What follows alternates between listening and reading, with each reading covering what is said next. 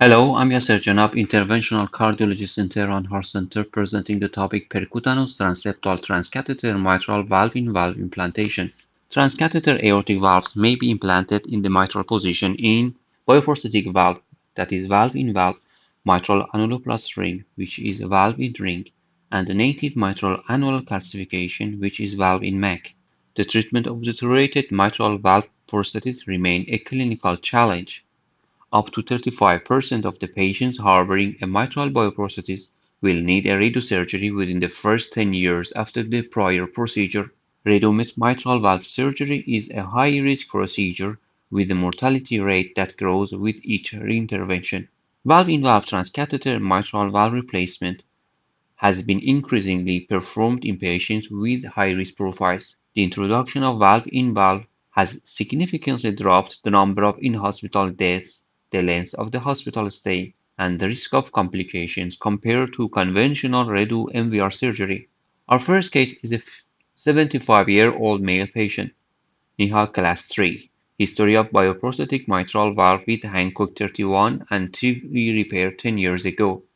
Echo evaluation revealed structural deterioration of the bioprosthetic mitral valve, leading simultaneously to severe mitral regurgitation due to flail of bioprosthetic valve leaflets.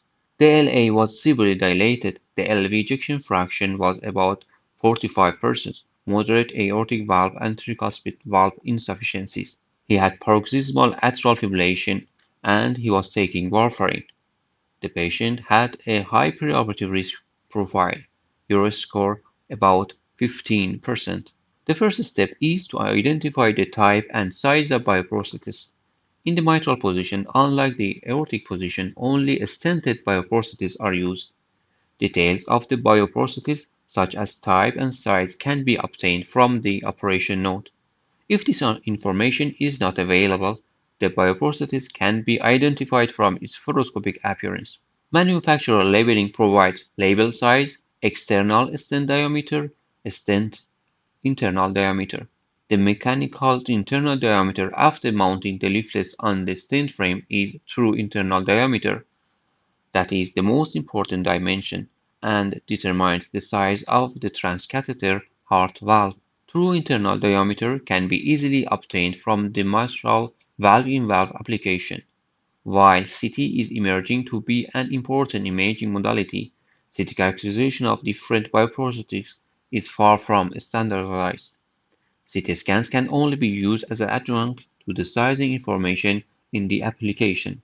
Valve-in-valve mitral application provides important information such as valve, ring type, dimensions, that is, true ID, size of THV recommended, ideal positioning.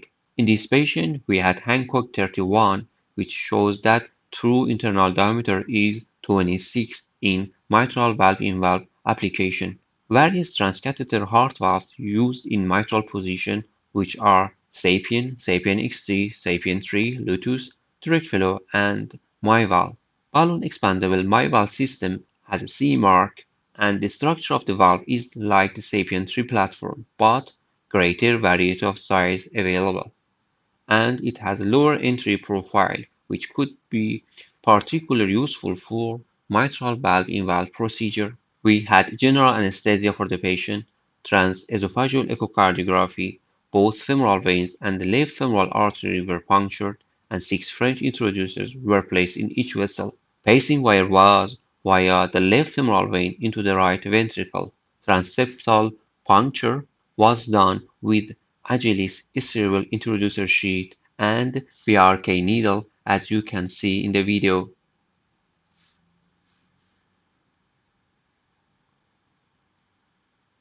Crossing the mitral valve with the guide wire and anchoring the wire.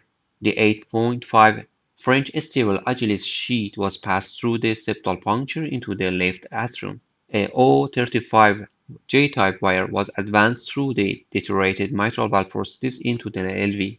The guide wire was then replaced by two stiff, pear-shaped InnoV guide wires, which are super stiff guide wires using a wire anchoring technique. The previously placed introducer in the right femoral vein was exchanged with a 14 French Python sheet dedicated for MyVal. The internal atrial septum was dilated using 14 French angioplasty balloon catheters to achieve the safe passage of the MyVal navigator THV balloon delivery system through the interatrial septum. The navigator THV balloon delivery system with the MyVal 27.5 mm valve mounted upside down was inserted through the Python sheet and advanced through the septum into the deteriorated surgical bioprosthesis. Fluoroscopy was placed perpendicularly to the valve to achieve a sagittal view of the mitral bioprosthesis for proper in-depth visualization during the procedure. The transcatheter valve was positioned mainly in the LV. The atrial portion of the valve prosthesis was maximally 1 to 2 mm cranial to the sewing cuff of the surgical valve. The MyVal prosthesis was placed specifically deep to the LV side in order to prevent paravalvular leakage and to avoid later valve migration toward the LLA.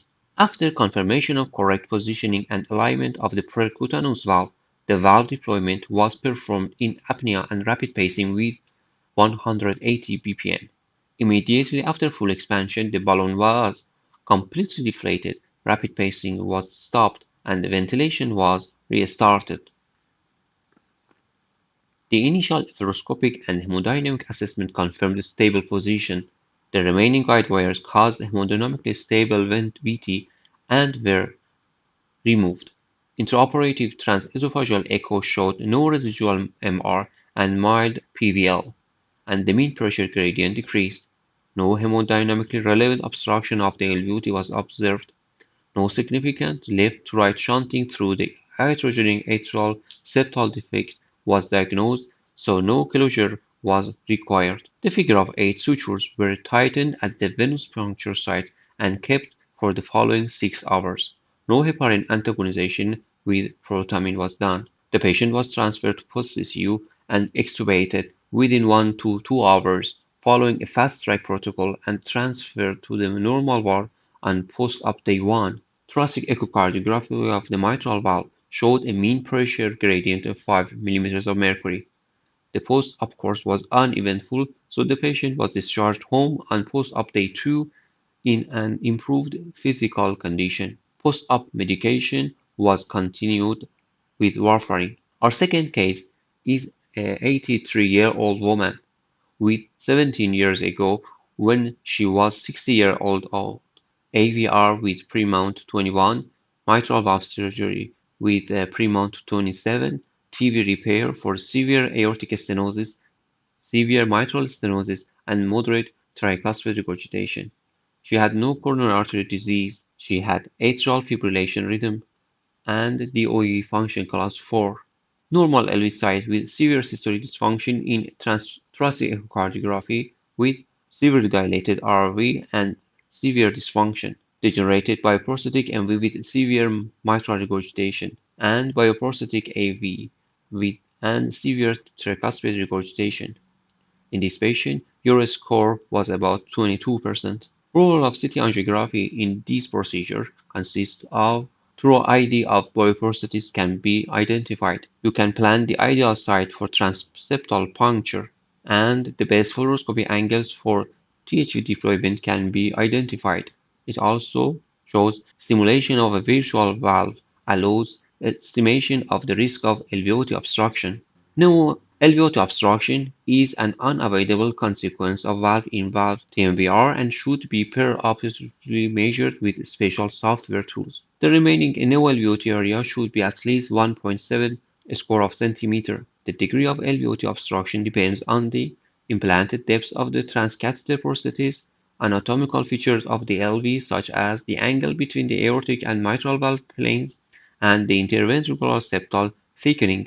Incidence of LVOT obstruction in TMVR is up to 40% of valve in MAC, 5% of valve in ring, and up to 2% of valve in valve cases.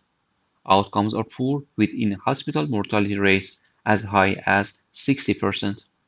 An expected no LVOT area below 1.7 square of centimeter has high sensitivity and specificity for post-procedural LVOT obstruction, and thus it should be prevented by alcohol septal ablation and the electrical laceration of the anteromitral leaflet or lampoon procedure as you can see in this video. Definition of LVOT obstruction is a sudden decline in hemodynamics following TMVR. T images showing displacement of the prosthesis or anterior native mitral valve leaflet obstructing LVOT, and an increase in LVOT gradient by 10 millimeters of mercury. And clinical significant LVOT obstruction is more likely when gradient exceed 30 millimeters of mercury. The main mechanisms of LV obstructions are fixed obstruction and dynamic obstruction. In CT, you can appreciate the neo-LVOT, as in this patient, neo-LVOT with 27.5 millimeters of virtual valve is about 412. Aortomitral angle with this virtual valve is about 148 degrees. The mitral valve application for this valve showed true ID about 25. In this patient, we had also general anesthesia with T guidance, transseptal puncture by Agilis cerebral introducer, crossing the mitral valve with a guide wire and anchoring with two supersleeve wires, placement of 14 French Python sheet, and the interatrial septum dilation using 16 millimeter balloon. You can see septal dilation. The Navigator THV balloon delivery system with the MyVal 27.5 mm valve mounted upside down was inserted through the Python sheet and advanced through the septum into the deteriorated surgical bioprosthesis. Valve deployment was done under control pacing. Final TE showed no parallel leakage, MVG about 5 mm, 10 mm residual iatrogenic ASD with no LVOT gradient. You can see the final result. A meta-analysis comparing valve-in-valve transcatheter mitral valve replacement versus radiosurgical mitral valve replacement in degenerated bioprosthetic mitral valve. A total of 6 observation studies with about 700 subjects were included. The median follow-up was 2.7 years. Despite their older age and greater comorbidity burden, patients who underwent valve-in-valve TMVR had a similar in-hospital mortality. In conclusion, valve-in-valve TMVR was associated with better outcomes than redo surgical MVR in patients with degenerated bioprosthetic mitral valves, including lower complication rates and shorter hospital length of stay, with no significant difference in mortality rates. Large-scale randomized trials are needed to mitigate biases and confirm their findings. In another study, which is a multicenter retrospective study of high-risk surgical patients with mitral bioprosthetic degeneration undergoing transcatheter valve-in-valve, a total of 11 patients were included with MyVal. Technical success was achieved in all cases with no significant residual MS in any of them. There were no data of LVOT obstruction, migration, or power leak in any case. Valve-in-valve represents an attractive alternative to radiosurgical MVR in patients with a deteriorated bioprosthesis and is associated with lower mortality, procedural morbidity, and resources are used compared to radiosurgery. Valve-in-valve TMVR remains an off-label approach that is performed in high-risk patients only to a limited degree. Per-op decision-making and planning play the key roles in achieving a successful valve-in-valve TMVR. Assessment of the LV anatomy are of considerable importance. In contrast to transcatheter AVR, the percutaneous valve prosthesis in the mitral position is exposed to higher pressure gradients during ventricular contraction and has a smaller anchoring area. So sufficient oversizing and correct positioning are crucial. The atrial portion of the valve prosthesis should not exceed 30% of its total height. Valve-in-valve TMVR represents a feasible therapeutic approach for patients with structural deterioration of a biological mitral valve prosthesis and can be successfully performed as an alternative to conventional radiosurgery in high-risk patients. Thanks for your watching.